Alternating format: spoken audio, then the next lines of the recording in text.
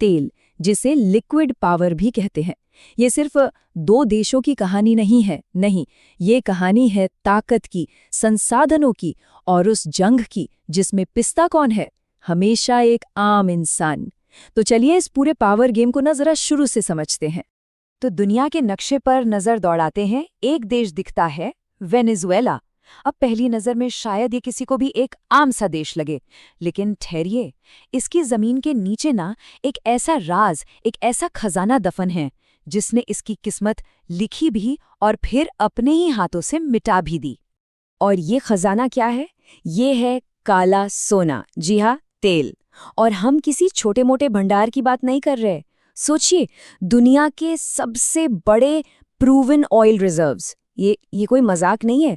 इतनी दौलत, इतनी ज्यादा दौलत तो किसी भी देश को जमीन से उठाकर आसमान पर बिठा सकती है ना? अब इस कहानी में एक और बहुत बड़ा प्लेयर है। दुनिया के दूसरे छोर पर एक सुपर पावर, अमेरिका। एक ऐसी ताकत जिसे अपनी इकोनॉमी की मशीन चलानी है, अपनी वर्ल्ड पावर बनाए रखनी है, और इन सब के लिए उसे क्या चाहिए? लगातार, नॉन स्टॉप एनर्जी। तो देखिए, इक्वेशन कितना सीधा है। एक तरफ बेहिसाब दौलत और दूसरी तरफ उस दौलत की जबरदस्त जरूरत। बस यहीं से शुरू होती है वेनेजुएला की कहानी। एक ऐसे खजाने की कहानी जो वरदान भी था और एक भयानक अभिशाप भी। एक जमाना था जब वेनेजुएला के शहर तेल के पैसे से सचमुच जगमगाते थे। सब बढ़िया था, लोग खुश थे, प्रॉस्परस थे।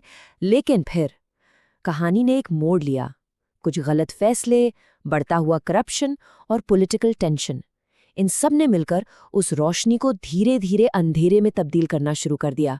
और आज का हाल ये है कि सड़कें वीरान हैं, लोग राशन के लिए घंटों लंबी लाइनों में लगे हैं और उनकी करेंसी, उसकी कीमत रद्दी के कागज से ज्यादा नहीं है। और इस पूरे ड्रामे के सेंटर में कौन है?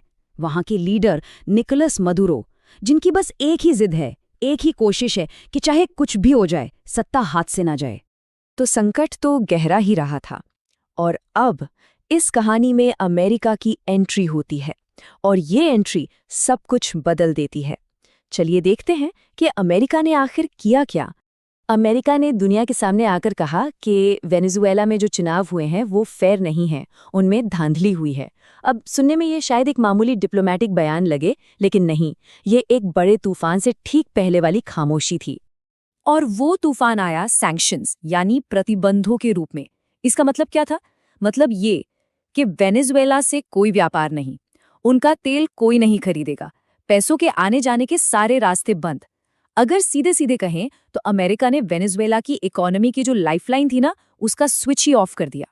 तो अब ये लड़ाई सिर्फ दो सरकारों के बीच की नहीं थी, नहीं, ये एक जियोपॉलिटिकल चेस का गेम बन चुका था, एक बड़ी शतरंज की बिसात। पर पता है इस खेल में कौन से मोहरे पिट रहे थे? वो थे आम लोग। इस पावर की लड़ाई ने ना वेनेजुएला को मानो बीच से ही तोड़ दिया। एक तरफ थे निकोलस मादुरो और उनकी सरकार, और दूसरी तरफ उनके खिलाफ खड़े थे जुआन गाइदो। इन्होंने खुद को देश का प्रेसिडेंट डिक्लेयर कर दिया, और जाहिर है इनको सपोर्ट किसका था? अमेरिका का। लेकिन इस पूरी पॉलिटिकल खींचतान में, इस सत्ता की लड़ाई में सबसे ज्यादा नुकसान किसका हो रहा था? नेताओं का? नहीं। बाहर की बड़ी ताकतों का? बिल्कुल नहीं। असली कीमत चुका रहे थे वहां के आम लोग, वेनेजुएला की जनता। और इस संकट का जो असर जमीन पर दिख रहा था ना, वो दिल दहलाने वाला था। बच्चे भूखे थे, परिवार एक एक निवाले के लिए मोहताज थे।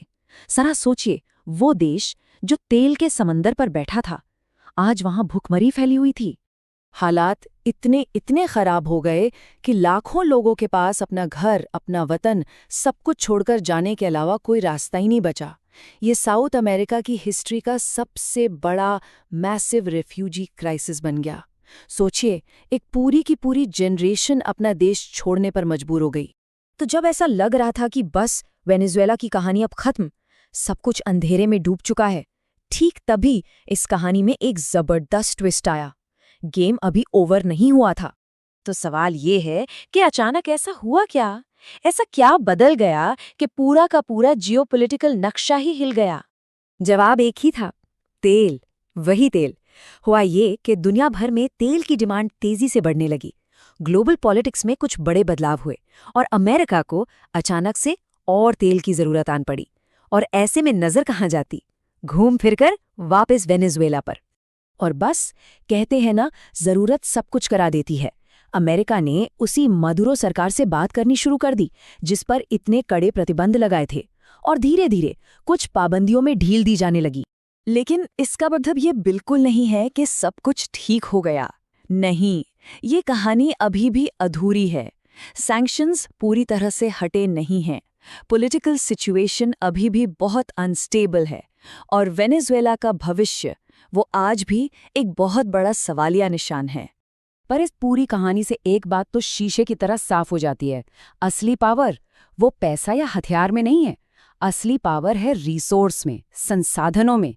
इस केस में वो रिसोर्स है तेल, और जिसके हाथ में ये रिसोर्स है ना, पॉलिटिक्स का रिमोट कंट्रोल भी उसी के हाथ में होता है। तो आखिर में एक सवाल, क्या ये कहानी सिर्फ वेनेजुएला और अमेरिका की है, या ये कहानी हर उस देश, हर उस जगह की है जहां जमीन के नीचे तो बेहिसाब दौलत है, लेकिन उस दौलत की कीमत जमीन के ऊपर रहने वाले आम लोगों को अपनी जिंदगी से चुकानी पड़ती है?